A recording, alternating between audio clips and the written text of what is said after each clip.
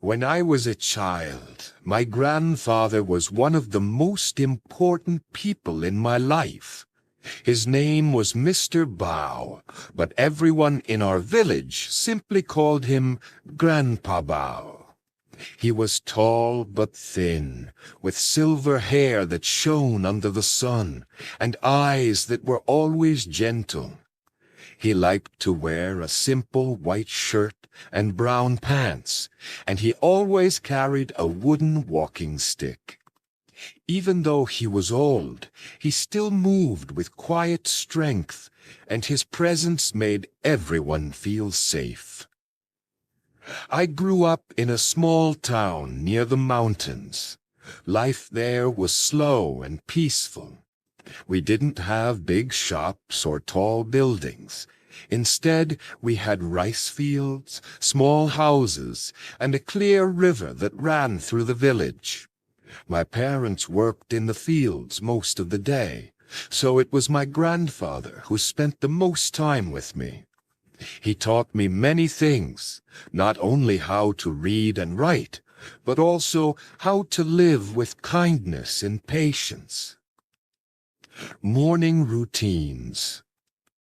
Every morning, my grandfather woke up very early. The sky was still dark, but he would already be boiling water for tea. I often woke up to the smell of tea leaves and the sound of birds beginning to sing. He always had a small cup ready for me, even though I was too young to drink strong tea. He would pour a little into my cup, mix it with warm water, and say, "Good mornings should begin with warmth." After tea, he took me outside. We walked to the river where he washed his face with cold water. Then he looked at the mountains and said softly, "The world is wide, but our hearts must be wider."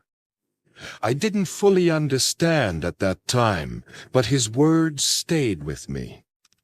Sometimes we walked to the market together. He greeted every neighbor, asking about their health, their work, and their families. People always smiled when they saw him. To me, it seemed like my grandfather knew everyone in the world. The Garden of Learning. Behind our house, my grandfather kept a garden. It was not big, but it was full of life. Tomatoes, cucumbers, beans, and flowers of many colors. He believed that a child should learn from nature. So he gave me a small corner of the garden and told me it was mine to care for. At first, I didn't like the hard work. Digging, planting, and watering felt too difficult. My hands got dirty, and sometimes I forgot to water the plants. But my grandfather always encouraged me. "A plant grows slowly," he said, "just like people. Be patient, and you will see the fruit of your effort." One summer, after many weeks of watering and weeding, I saw small cucumbers growing in my corner. I was so happy that I shouted and ran to him. He smiled and said, "See, patience brings sweetness." From that day, I understood why he loved the garden so much. It was not only a place of food, but also a place of lessons. He also taught me to respect every living thing in the garden. "Even the smallest worm has its role," he explained. When I tried to kill an ant, he stopped me and said, "Do not harm without reason. The garden belongs to all." Those words shaped the way I look at life even now. Storytelling evenings. My favorite time of the day was the evening.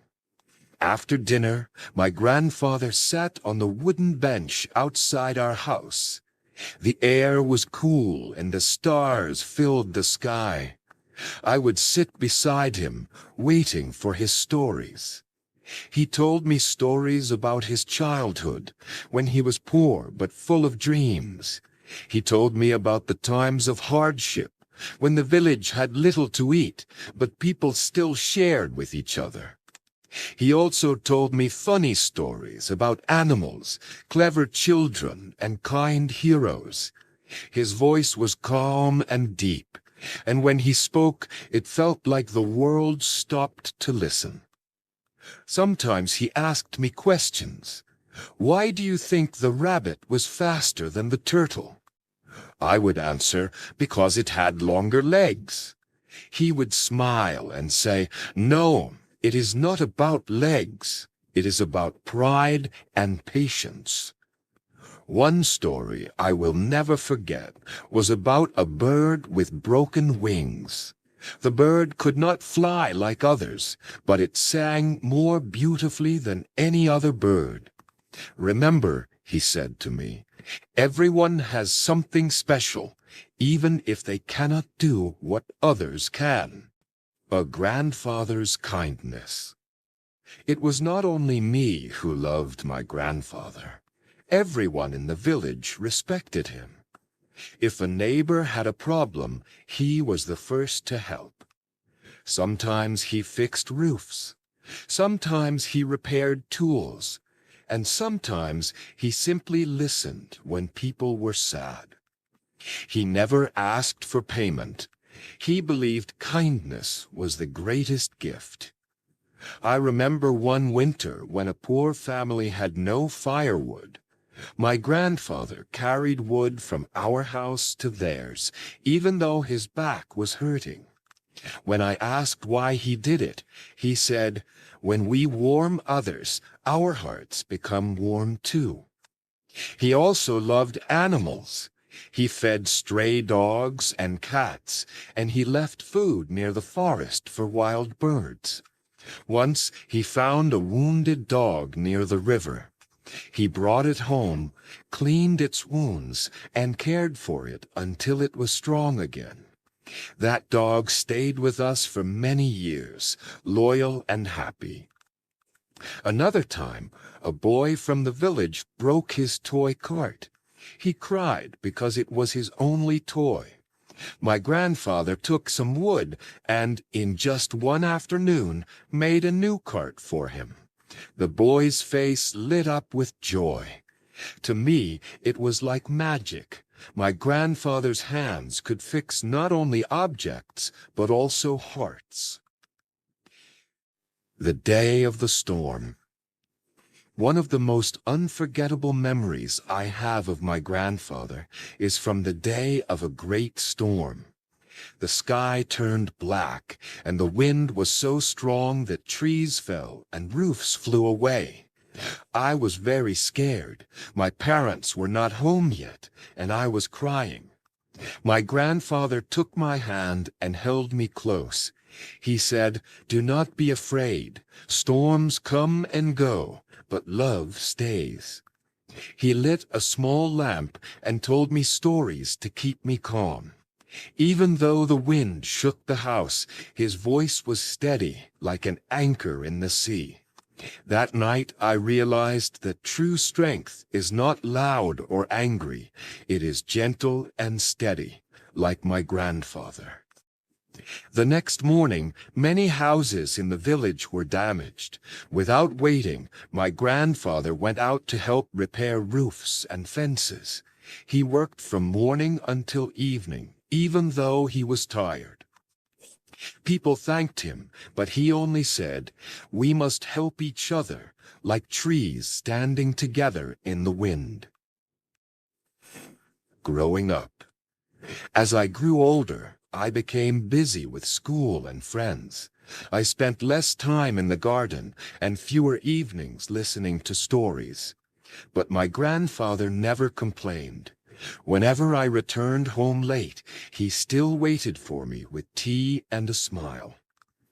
One day, when I was a teenager, I told him that I wanted to leave the village and study in the city. I was nervous, afraid he would be sad. But he nodded and said, "The bird must leave the nest to learn to fly. Go, but never forget the tree where you were born." His words gave me courage to follow my dreams. In the city, life was fast and noisy. Sometimes I felt lonely, but when I remembered his words, I felt strong again. I often wrote letters to him, and he always replied with simple advice. Study hard, be kind, come home when you can. The last lesson. Years passed, and I visited home less often. My grandfather grew older and weaker, but his spirit never changed. One winter, when I came home from the city, I found him sitting in the garden, looking at the plants. He was thinner than before, but his eyes still shone with kindness. That night, he called me to sit beside him. I may not be here much longer, he said softly, but remember what I taught you. Be patient like the garden. Be brave like the bird with broken wings. And most of all, be kind, for kindness makes the world bright. Those were his last words to me. Not long after, he passed away peacefully in his sleep. The village came together to honor him. Many people cried, not only our family, but neighbors and friends, because he had touched so many lives, carrying his legacy. Even now, many years later, I still hear his voice in my heart. Whenever I face difficulties, I remember his calm strength. Whenever I feel impatient, I remember the cucumbers in the garden. And whenever I see someone in need, I remember his words. When we warm others, our hearts become warm too. I now tell my own children the stories he once told me. I teach them to be patient, brave, and kind. Though my grandfather is no longer with us, his lessons live on in every act of kindness we share. Conclusion. My grandfather was not rich or famous. He never traveled far or built great buildings. But to me, and to everyone in our village, he was a true hero. His life was a quiet song of kindness, patience, and love, and that song continues to guide me even today. The world is wide, just as he said, but my heart is wider because of him.